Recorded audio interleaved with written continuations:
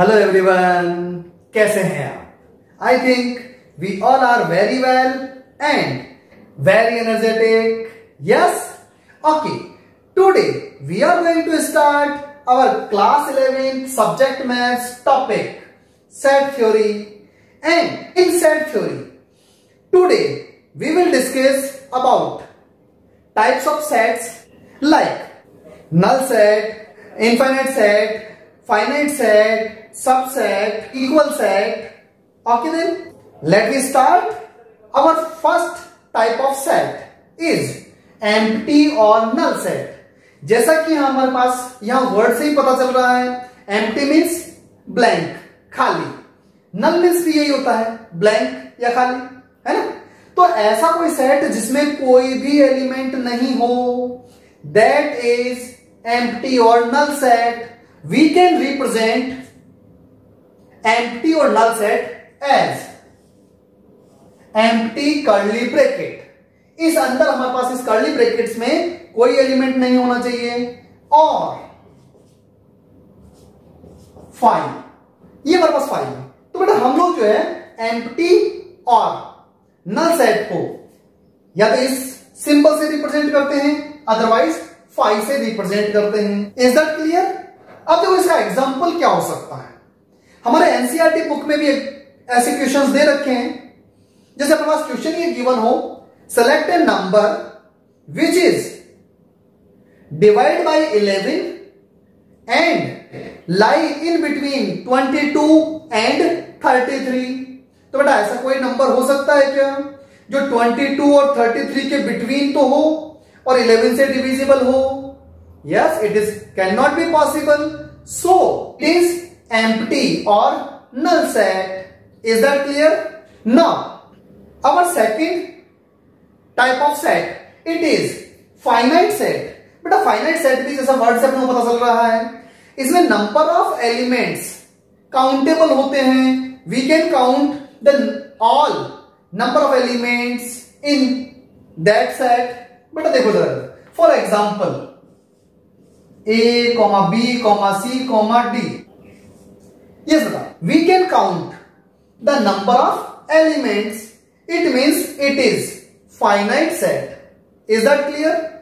हाँ बेटा देखो, ऐसे ही हमारे पास अदर एग्जाम्पल अगर हम लोग ले लें 1 2 3, अब तो मैंने डैश डैश यूज लिया है, लेकिन यहां मैंने लिख दिया कितना 15. कहने का मतलब क्या है, 1 to 15 हमारे को नंबर यहां यूज लेने हैं, सिलेक्ट करने हैं. तो ये भी 15 तक है, मतलब फाइनाइट है. So it is also a example of finite set. Okay then, now our third type of set is infinite set.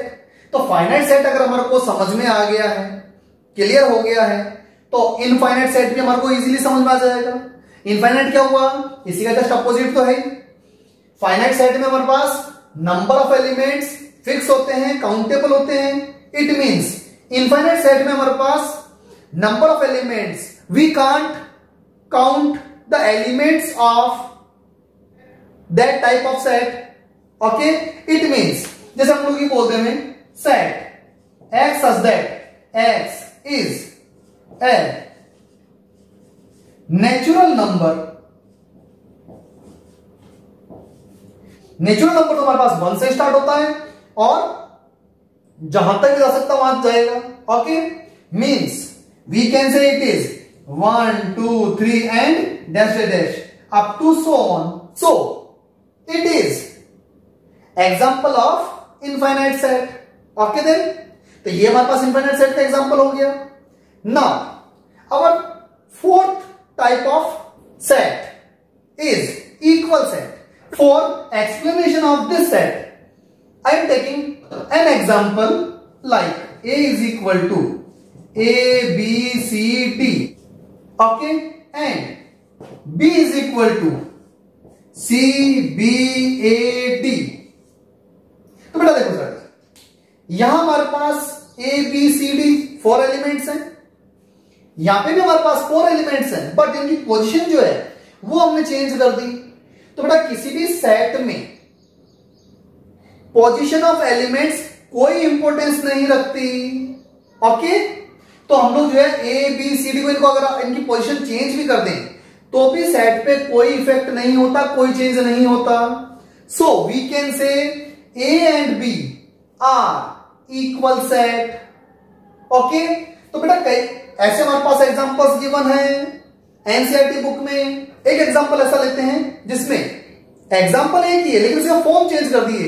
एक हमने जो है सेट बिल्डर फॉर्म ले लिया और उसी क्वेश्चन का हमने रोस्टर फॉर्म ले लिया, तो भी दोनों क्या होंगे, वो इक्वल सेट होंगे।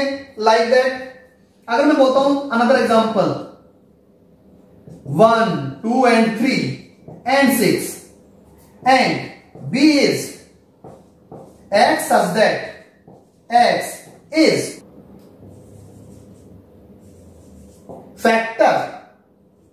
factors of number 6। तो बेटा फैक्टर्स ऑफ नंबर 6 वही होंगे हमारे पास 1 2 3 and 6। ओके, तो ये हमने क्या किया, ये हमारे पास सेट बिल्डर फॉर्म में है और ये हमारे पास क्या है, रोस्टर फॉर्म में है, लेकिन दोनों क्या है, इक्वल है। So we can say it is also example of equal set. Is that clear?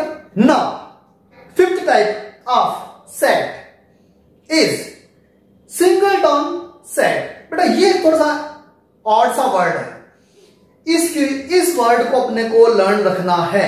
वैसे इसको भी जो है वर्ड से ही आइडेंटिफाई कर लेंगे। सिंगल का मतलब वन, तो ऐसा कोई सेट जिसमें ओनली सिंगल एलिमेंट है, that is singleton set. Like मैं ऐसे लिखता हूं it is, yes it is a singleton set. तो जहां हमारे पास जिस सेट में हमारे पास ओनली सिंगल वन एलिमेंट रहेगा that is singleton set. Is that clear? तो हमारे पास देखो जरा एम्प्टी और नल सेट हो गया। What is empty or null set?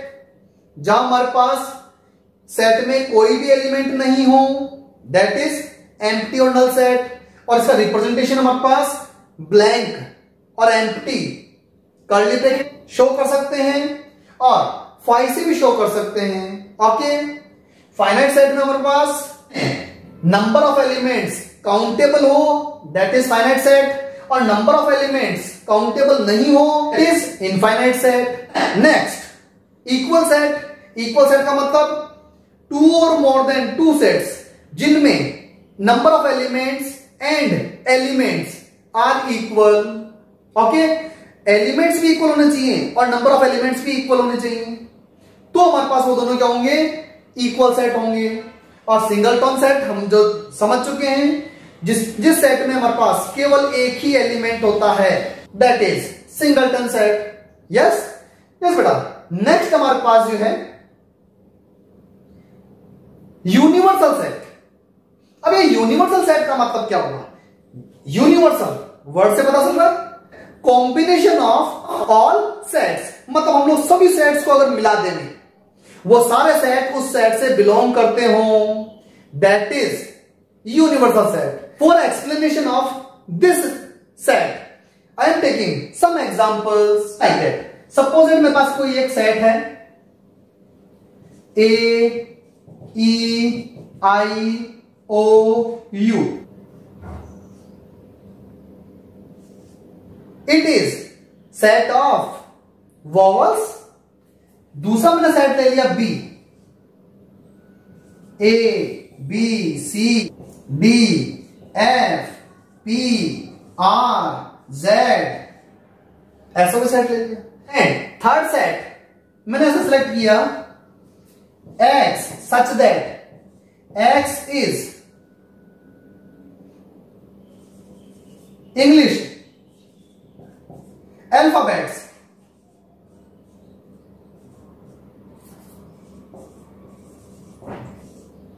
तो ये इंग्लिश अल्फाबेट्स जो है हमारे पास इस सेट में ये सेट भी आ गया, वॉवल्स भी आ गए, और ये सारे जो है हमारे पास अल्फाबेट्स वो भी आ गए। तो हम लोग ये कह सकते हैं कि C is universal set for this and this condition. Is that clear?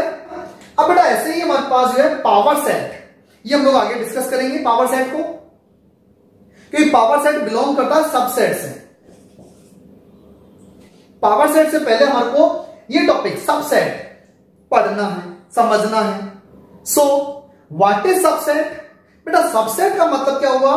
जो हमारे पास कोई एक सेट गिवन हो, उसके एलिमेंट्स को लेकर ही हम लोग और अदर सेट्स अगर बना ले, कंस्ट्रक्ट कर ले, डेवलप कर ले, that are subset of given set. I explain this topic with example. Yes बेटा, लिसन। सपोज दैट मेरे पास कोई सेट ए गिवन है, A B C D. Okay, अब देखो इन्हीं एलिमेंट्स को लेकर मैं और सेट बना सकता हूं क्या? बिल्कुल बना सकता हूं। अगर मैंने इसको जो है ए बी सी डी, मैंने क्या किया, इन सभी एलिमेंट्स को सेपरेट सेपरेट अलग अलग सेट बना दिए। बना सकते हैं। तो these all are singleton sets of this set. ये सिंगलटन सेट बन सकते हैं। हो सकता है मैं इनमें से जो है एनी टू एलिमेंट्स का ग्रुप बना लूं, सेट बना लूं, तो बन सकता हमारे पास ए बी बना दिया मैंने। सपोज दैट सी ए बना सकता हूं, डी सी बना सकता हूं, डी बी बना सकता हूं। तो that all are subset of set A. I mean to say किसी भी सेट के एलिमेंट्स को लेकर हम लोग अनदर कोई सेट बनाते हैं, that is subset of given set. Subset को हम लोग एक सिंबल से डिनोट करते हैं। ऐसा एक सिंबल होता है, इसे डिनोट करते हैं सबसेट। तो हम लोग ये कह सकते हैं A in curly bracket is subset of set A. Is that clear? इस सेट में क्या है, ये सबसेट है, तो ऐसा सिंबल बना देंगे। लेकिन देखो एक मैंने एलिमेंट लिया ई और वो कर्ली ब्रैकेट में मेंशन कर दिया, तो ये ई जो है कहीं दिख रहा है कि हमारे पास इसमें है कि नहीं है। तो हम लोग इसको बोलेंगे यूं करके, इसको कट कर देंगे और लिख देंगे यहां पे it means this is not a subset of set ए। तो नॉट जब भी आ जाएगा हमारे पास, तो इसको क्या एक लाइन से क्रॉस कर देंगे। यस बेटा, सो it is symbol of subset and it is symbol of not subset. Is that clear? अब टॉपिक तो हमने जो है डिस्कस कर ली। अब इस पे बेस्ड कुछ क्वेश्चंस भी हमारे पास हैं एनसीईआरटी बुक में, एक्सरसाइज 1.2। तो आपको क्या करना है, एक्सरसाइज 1.2 में क्वेश्चंस इन्हीं टॉपिक्स पे बेस्ड क्वेश्चन दे रखे हैं। तो इनको हम लोग, जैसे मैंने ये एग्जांपल ली, ये एग्जांपल से जो है आप लोग इजीली एक्सरसाइज 1.2 कंप्लीट कर पाएंगे। और एक्सरसाइज 1.2 में ज्यादा कोई टिपिकलनेस नहीं है, कोई ज्यादा कॉम्प्लिकेशंस नहीं है। वर्ड, सिंगल वर्ड में हमारे पास आंसर आएगा। यहां हमारे पास क्वेश्चन आ सकता है, गिवन टू सेट्स गिवन है और बोलते हैं भाई ये सबसेट है कि नहीं है। अगर सबसेट है तो ये सिंबल यूज ले लेंगे, सबसेट नहीं है तो ये सिंबल यूज ले लेंगे। पूछ लेगा भैया बेटा, क्वेश्चन पुटअप हो सकता है, एक एलिमेंट गिवन है, भाई ये एलिमेंट सेट का है कि नहीं है। हाँ बेटा, अब सुंदर रहेगा। लेकिन कई बार क्या होता है, ये देखो यहां कर्ली ब्रैकेट में मैंने मेंशन किया, तब तो ये होगा सबसेट। लेकिन अगर यही कंडीशन अगर मैं ऐसे यूज ले लेता, ए कैपिटल ए, अब ये कर्ली ब्रैकेट में नहीं है, तो फिर इसको मैं क्या मेंशन करता, एलिमेंट, जो मैंने प्रीवियस वीडियो लेक्चर में क्लियर किया था। A is element of set A. जैसे मैंने इसको कर्ली ब्रैकेट में मेंशन किया, तो अब क्या हुआ, ये it is subset of A. So you should complete exercise 1.2 of your NCERT book by this topic. Okay then? Okay, thank you. Best of luck.